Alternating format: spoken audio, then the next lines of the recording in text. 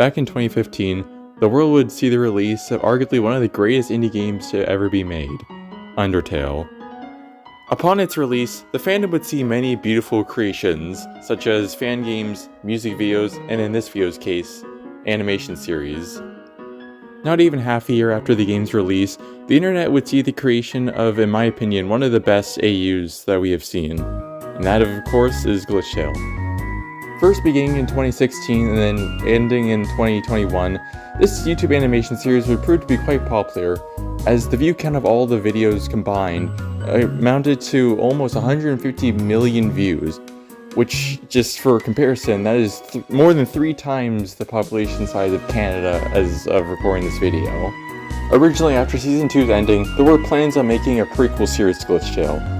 But since then, plans have changed, and now the creator, Camila Cuevas, is working on Hollow Hunters, which is a completely separate series.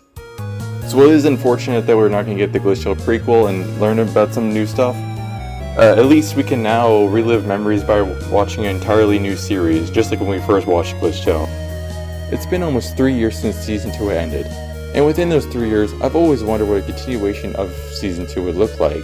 And after a while, using what little information I had, I was eventually able to finally forge a story of what a continuation of Season 2 could look like. Before I continue with the timeline, first I must lay down some points to avoid any confusion. First of all, probably the most important part, is that this is not canon. This just mainly takes some of the canon points that we had, the little information I had, and I just added onto it. The main goal with this was to try to play it out as something that could be canon, like as in believable. But to the main series of Glitchtale, it's just not canon, because it canonically ends at Season 2. And then the second point, as I mentioned earlier, there was originally supposed to be a Glitchtale prequel, but then that got cancelled. And one of the reasons why it was cancelled was because there's a leak of information on it about the plot. Now, I didn't know about this until like a month ago, so all of the story plots I say in this, there's basically no similarity with the leak. At least I think there isn't, because I literally know nothing about it really. So if you're watching this and you see some similarities between this and the leaked information, that is just completely coincidental, because again, I didn't know about it until a month ago, and I've been making this story thing like since, it was too long ago. Basically, not too long after the end of Season 2, so really, yeah, there shouldn't be any similarity. At least I don't think there will be. The final point, which is also probably the most important, is on how Glitchtale actually works. So, just as a reminder, Glitchtale is an Undertale AU. And Undertale is a game, and it works like a game. At the start of the video, you saw that flowery dialogue text. He explains how it's a game. Glitchtale Season 1 explains it pretty well. Undertale explains it well. And Phil Games, just in case you want to see this video, which I kind of recommend you do, he also explains it pretty well, because he explains the lore of Glitchtale. So just putting that out there, that is important to understand if you want to understand this video. So with that out of the way, now I can finally start with the video. But before I do that, I do want to say that some of the stuff early on in this timeline will definitely be confusing, because it'll be entirely new stuff. Just bear with me for a sec, because that stuff is important to explain. I will definitely try my best to explain everything the best I can, because like I said, it's basically new content. I mean, it's original, sort of, in a way. So yeah, I will explain everything. It will all make sense.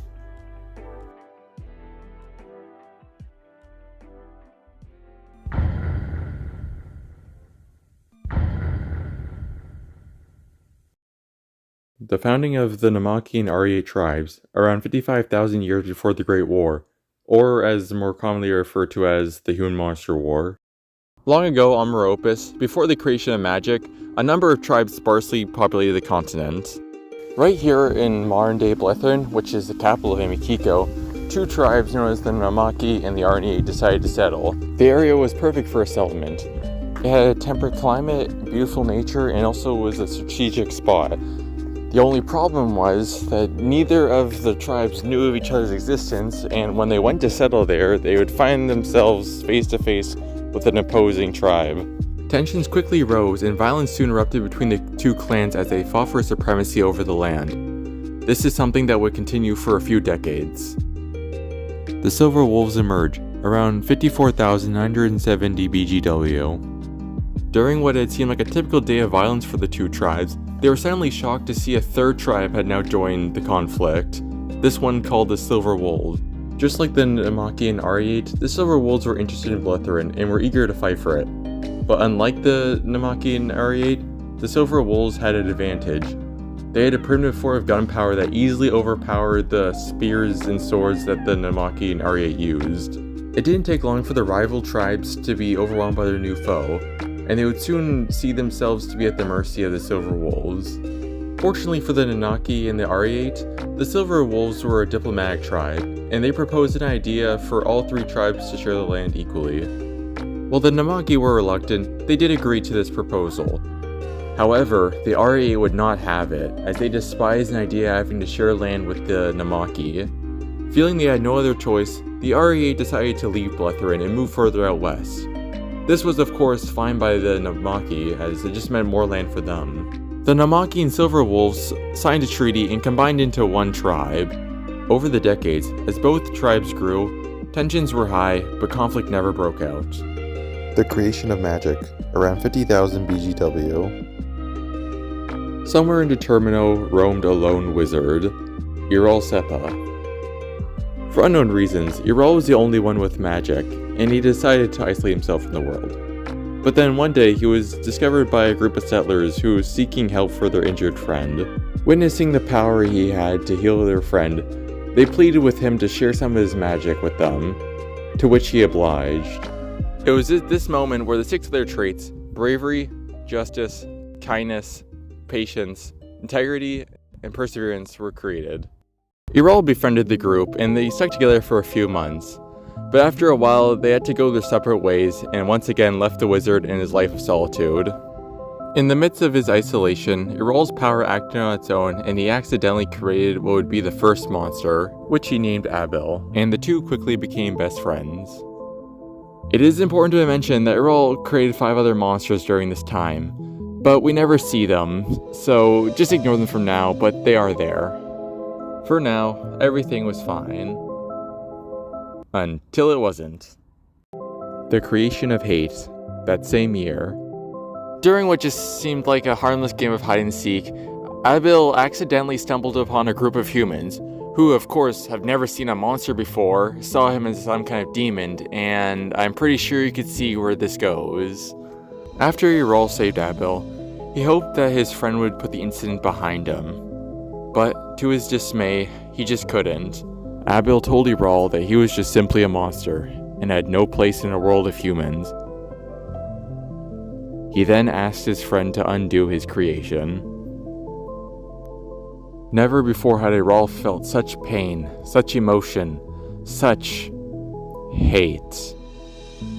Because everyone's souls was connected to Iral's, the hate was able to infect people. Iral's grief quickly stopped when he realized what was happening, but he was too late, as a number of people were already infected with the hate. Those that are infected with the hate quickly become blinded by it, and soon they all look towards the one magic source that they all have something in common with: Iral. Iral soon found himself surrounded by people infected with hate, forcing him to fight. No matter how many times they were attacked, they kept getting up as the hate constantly healed their wounds. It was starting to seem that the only way to stop them was to kill them.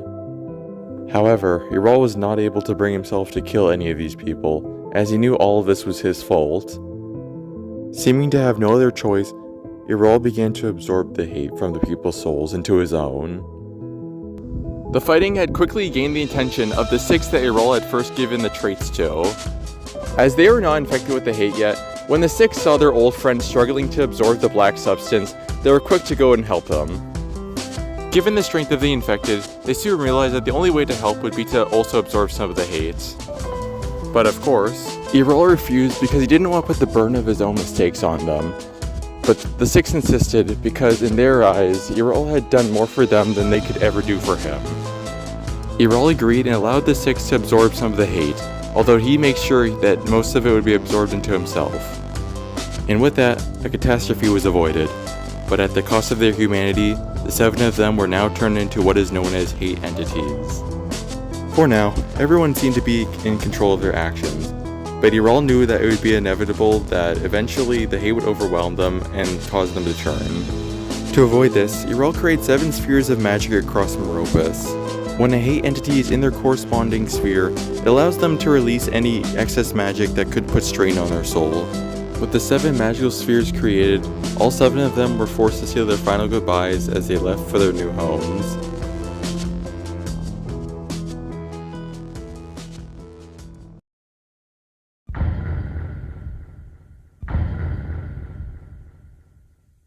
The Rise of the Elementals, around 49,000 years BGW. After 1,000 years since the creation of magic, it has now fully integrated itself into society. For many, magic was seen as a divine gift from the creator himself, but for some, it seemed as it was the blight of their existence. While the majority of people develop a trait sometime early on in their life, there is a percent of people who never develop one at all. These people are known as traitless. In truth, it is up to chance on whether someone is born without a soul trait or not. But at this time, people began to believe that those that had a soul trait were without one for a reason. Theories varied, from the creator not holding them in high regards, or that they would do something evil with their magic. But the general consensus was that those without a soul trait were not deserving of one. Naturally, this created a split between the traded and the traitless. Most traitless just accepted their fate and lived on with their hard life. But there was a select few that differed from the rest. There was a group of traitless monks that always witnessed that those with soul magic would always abuse it, leading them to believe that it was a type of evil. With this belief, they rejected soul magic and led them to pursue the creation of their own kind of magic. Using their deep connection with nature, they were able to formulate a magic that matched the 5 elements, that being fire, water, earth, air, and lightning.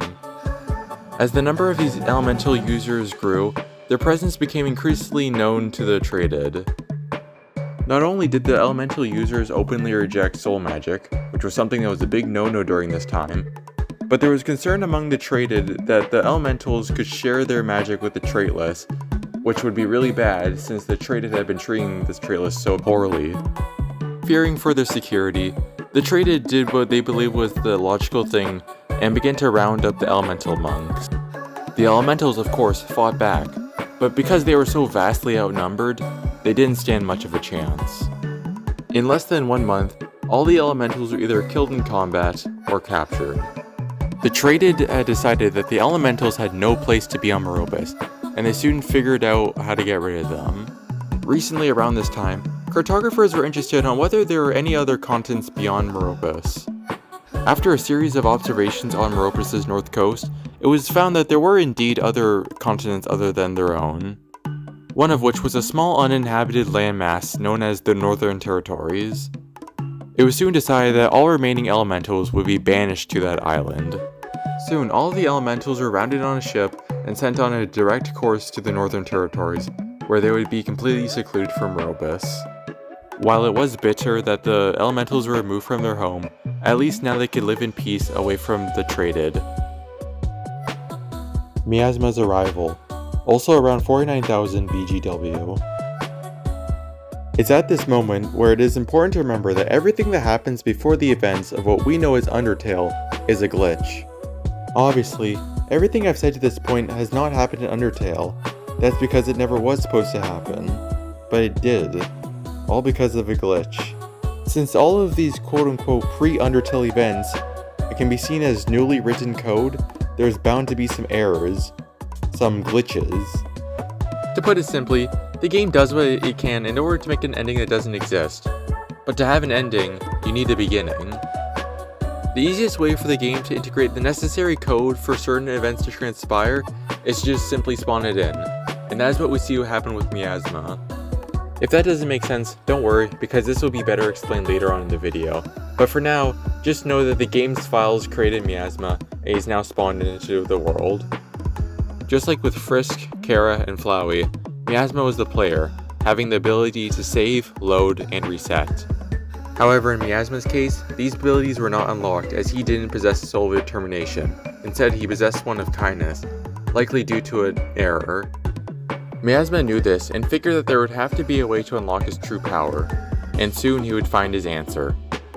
Not too far from his location, Miasma was able to sense a powerful source of soul magic that was similar to his own.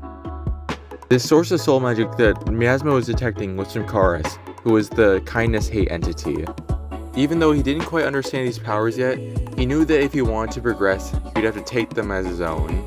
As Miasma traveled toward Karis' location, he felt another power source further away. This one much more powerful than the one he was heading to, and certainly more powerful than his current state. But yet again, he felt some kind of connection with it.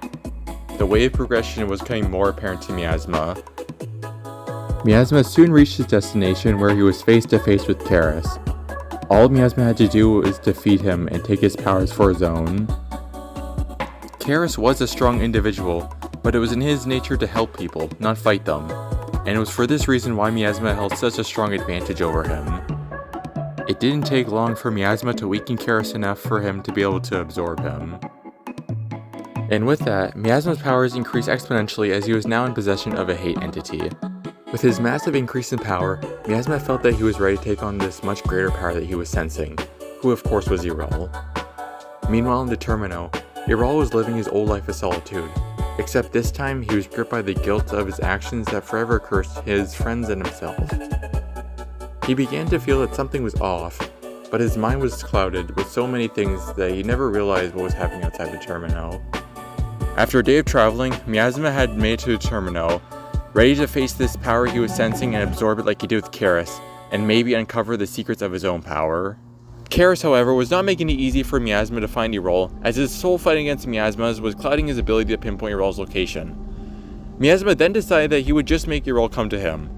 He proceeded to a nearby village and began to slaughter its inhabitants. Yrel was quickly able to realize that something terrible was happening, and promptly teleported to the scene where he was met by his opponent. With Yrel right there, Miasma was certain that there was something similar with his locked powers and Yrel's powers. Yet, there was something that was so different. When Yrel realized that his friend was trapped inside this person, the fight soon began. However, it didn't take long for Yrel to realize that there was a terrible problem. He had no idea how to free Karis from Miasma, and surely if he killed Miasma, Karis would die with him. Despite Yrel being more powerful than Miasma, he had his hands tied behind his back.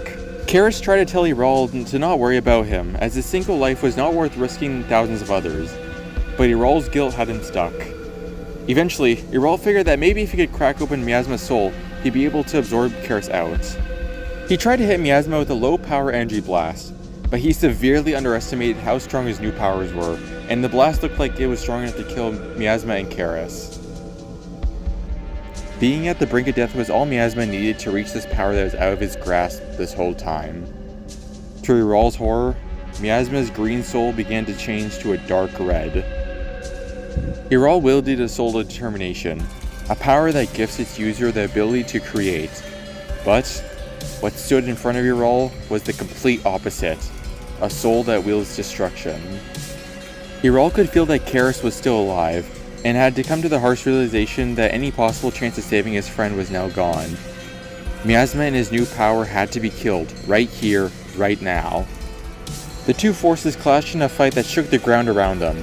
The magic of the two were so great that even those across Meropus who couldn't sense the aura of magic could feel its presence. Yrel knew that he had to finish the fight fast, but there was still a fraction of himself that was holding back.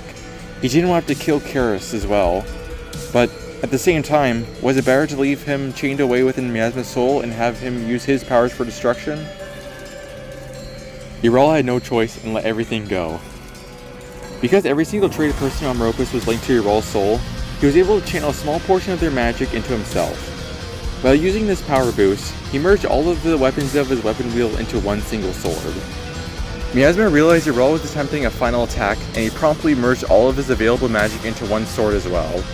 The two charged at each other and were about to collide swords, but then something unexpected happened. Both of their swords suddenly just disappeared. It was only for a split second, but that split second was all that was needed for the two swords to clear each other's path and have a clear shot of their targets. What had happened was a glitch. To get the correct events to happen, both Yrel and Miasma had to die. The two of them were cleanly sliced from each other's blades, and the power from the combined magic created an explosion big enough to blast a massive crater into Determino. Both Yrel's and Miasma's soul shattered from this, and they died shortly after. including Karis. The Rise of Kingdoms, around 1100 years BGW. Across the entirety of Meropis, society began to enter a new era. The population slowly turned away from its old hunter-gatherer lifestyle and began to lean towards forming a class-based system, something reminiscent of 1600s Europe. This changed a few things, such as monsters now being seen as friends, glad we got over that, but one of the biggest impacts was the formation of kingdoms. Prior to this, there were thousands of settlements across Meropis, but now these settlements were forming into villages, and these villages were forming into kingdoms. Right now, a number of kingdoms occupied the continent, but the number would change as some kingdoms fell, split, or merged. They didn't know it now, but eventually some of these kingdoms would be the head of what would become the 7 main ones. Trade routes are formed, around 1000 years BGW. As society began to advance its skills, it didn't take long for people to discover the uses of magical ores, one of which is called Arnesite. Arnesite has the ability to absorb, hold, and release magic, kind of like a battery. It can be used for many different applications, such as lighting, construction, and teleportation, just to name a few. Obviously, everyone wanted their hands on Arnesite. The problem is, it's not found everywhere, which of course could lead to violence over the land that does have it. But wars are costly and risky. The lucky kingdoms that did have access to it saw a grand opportunity. They could sell their Arnesite to kingdoms that don't have any and make some money. Over the decades, a web of trade routes were created across Meropis. The Blethern dispute, around 950 years BGW. It has been tens of thousands of years since the Namaki, RE8, and Silver Wolves first planted their foothold into Amikeko, and impressively, they're still here.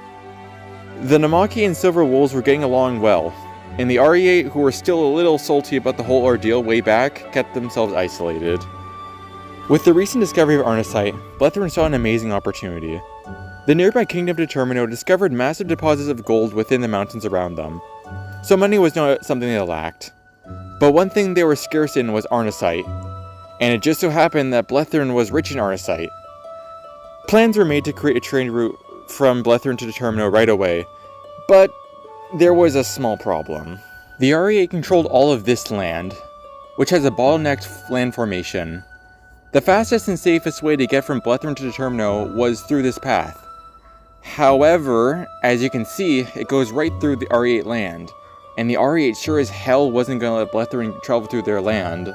The Silver Wolf half of Blethern was not very happy about the RE8's denial, and even threatened to use violence to push through.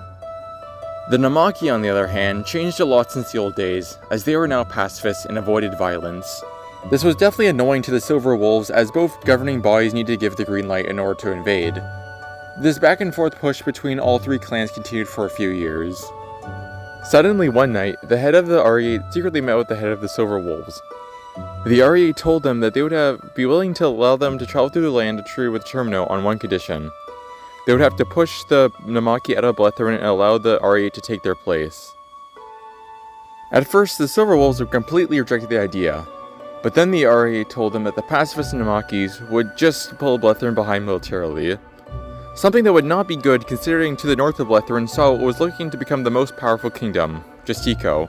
They said Blethern was destined for greatness, that they would outlive the many countries that populate Meropis and become something more than a kingdom.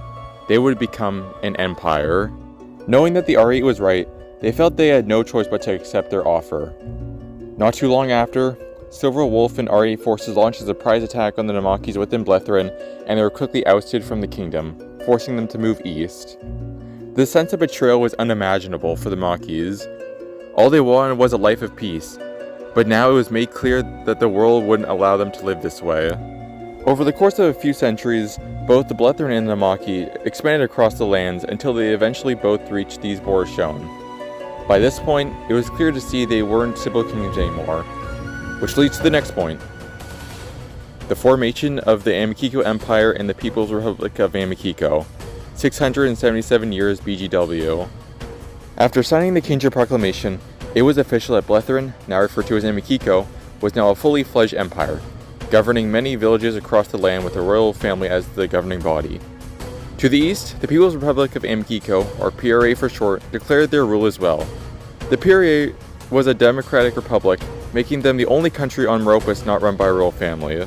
There was a lot that the PRA hated about West Amikeko, but the one thing that enraged them the most was how they were removed from their original homeland in Blethern. Likewise, the Amikeko Empire wasn't too fond of their hostile next-door neighbor, and it didn't help that their beliefs of monarchies collided with the beliefs of the PRA. Every passing year of these two countries existing felt like a clock ticking until it struck midnight. And at midnight, there would be chaos.